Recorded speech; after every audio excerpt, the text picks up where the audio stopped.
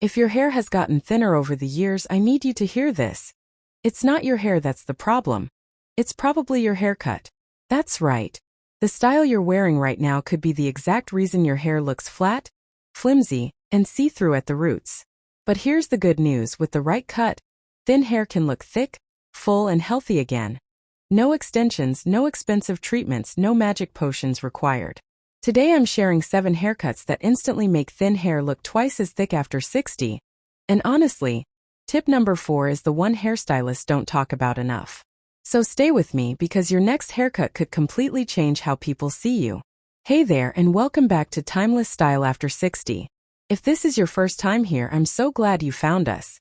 This channel is all about helping you look elegant, confident, and effortlessly stylish at any age, without spending a fortune to do it. And if you're one of my regulars, welcome back, friend. You know exactly why we're here today. Thinning hair is one of the most common things women deal with as they get older. And honestly, most of us just didn't get told how much our haircut affects the way our hair looks and behaves. We spend so much money on volumizing shampoos and thickening serums, when really the shape of the cut itself is doing most of the heavy lifting. So let's fix that right now, once and for all. Let's get into it. Tip 1. The layered lob long bob. Let's start with one of the most flattering cuts for thinning hair. The layered lob. This is a bob that hits somewhere between your chin and your shoulders, with soft layers cut throughout. Here's why this works so well. When hair gets past a certain length, the weight of it pulls your strands straight down, and that's what makes thin hair look stringy and flat, especially by the afternoon.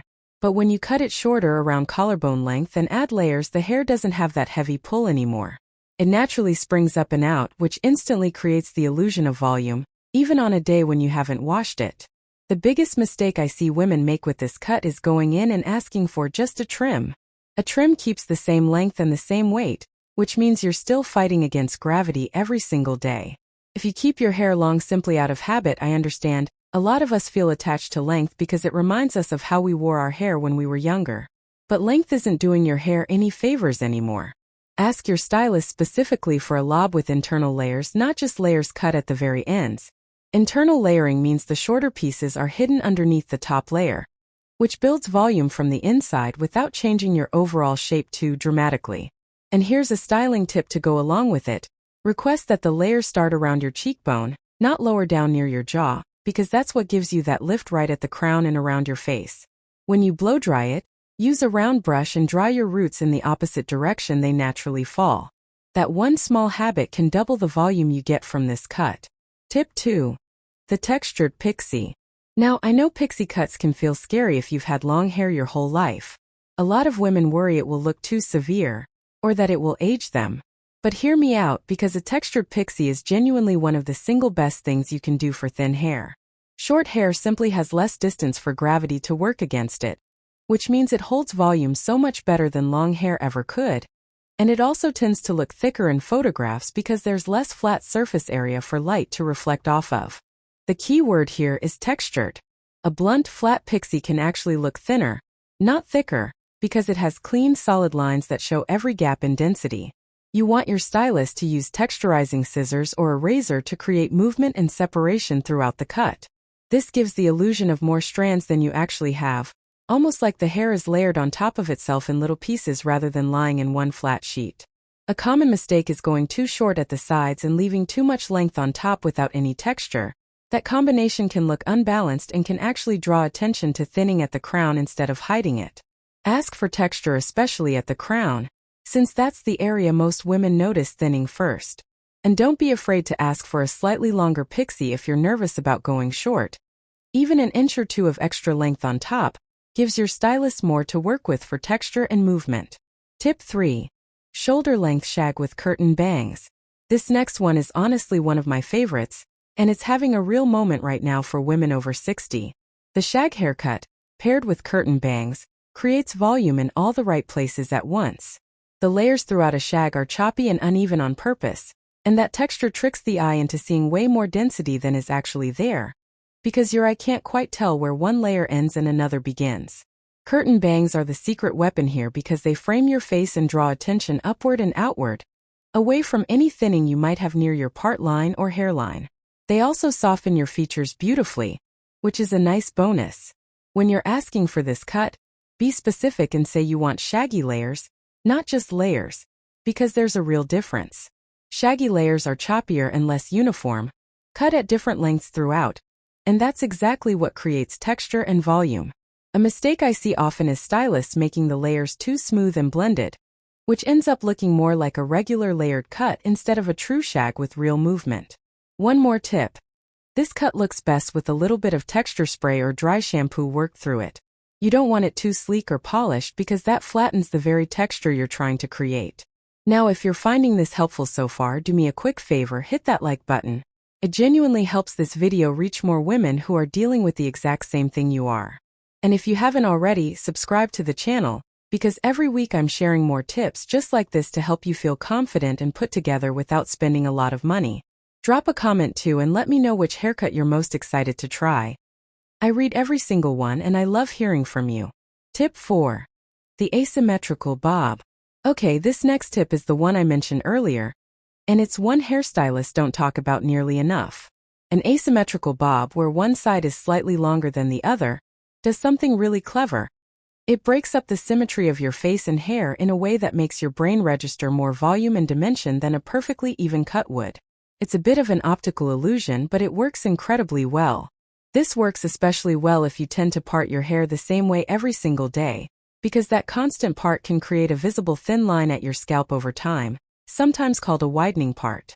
An asymmetrical cut disrupts that pattern and makes thinning at the part far less noticeable, since the eye is drawn to the uneven lengths rather than straight down the center of your head. When you ask for this, request a subtle asymmetry, maybe an inch or two difference between sides, not a dramatic one. The mistake to avoid here is going too extreme with the asymmetry, which can look more like a fashion statement than a flattering, everyday style that fits your lifestyle. You can also pair this cut with a deep side part instead of a center part, which adds even more volume right at the root. Tip 5. The volumizing crop with side-swept bangs.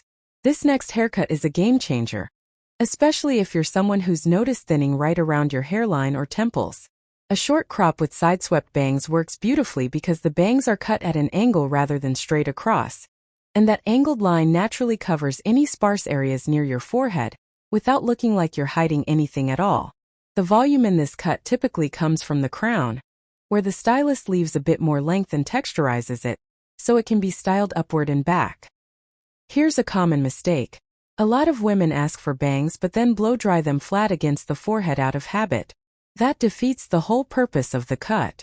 You want to dry your bangs up and away from the root first with a round brush, building volume at the base, then sweep them to the side once they're mostly dry. That little step alone adds so much lift and makes the whole style look intentional rather than flat. This cut also tends to be incredibly low maintenance once you get the hang of styling it, which is a nice bonus for those of us who don't want to spend 45 minutes on our hair every morning. Tip 6. The root-lifted crown cut. Now this next tip is one of the biggest mistakes I see women make, and it's not really about the shape of the cut, it's about where the layers are placed. So many women focus on getting layers around their face because that's what they've always asked for. But the real magic for thin hair happens at the crown, the very top of your head, which is often the area we forget about entirely.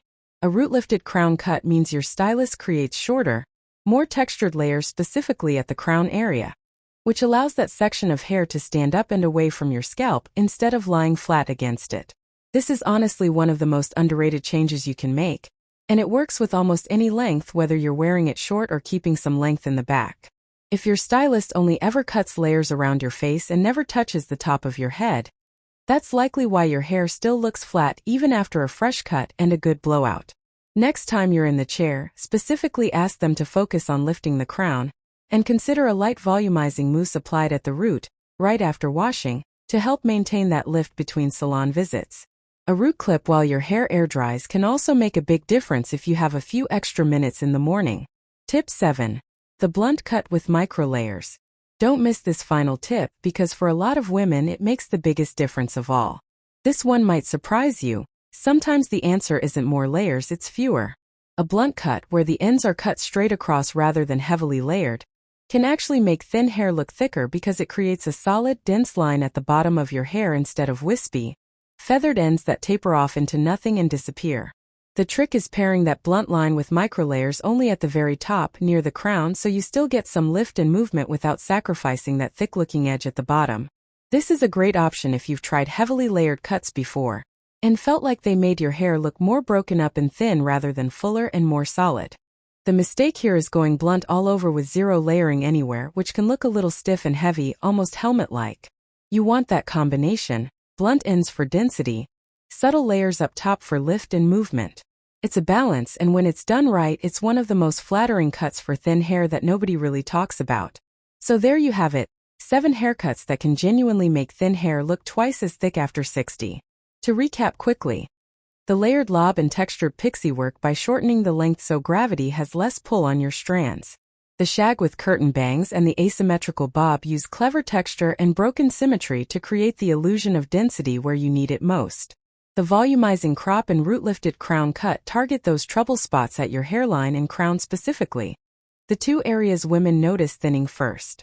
And that blunt cut with microlayers proves that sometimes less really is more. The most important thing to remember is this: it's not just about picking a style off a photo and hoping for the best. It's about communicating clearly with your stylist about where you're seeing thinning and asking for layers to be placed strategically, not just everywhere on your head out of habit. Bring a photo, describe your problem areas, and don't be afraid to ask specific questions about placement. Now I'd love to hear from you.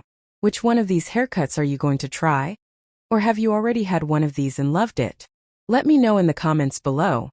I read and respond to every single one, and your experience might just help another woman watching this exact video make her decision. If you found this helpful, please give it a like, share it with a friend who could use it, and if you're not subscribed yet, hit that button so you never miss a new video. I'm here every week helping you look and feel your absolute best, no matter your age. I'll see you in the next one.